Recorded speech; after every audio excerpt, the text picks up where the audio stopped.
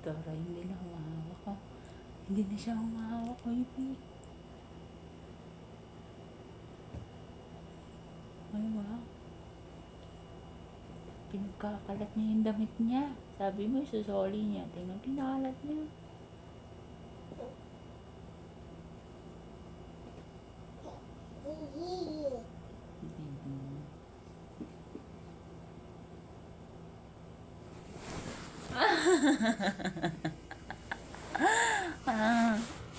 Ambog kasi eh.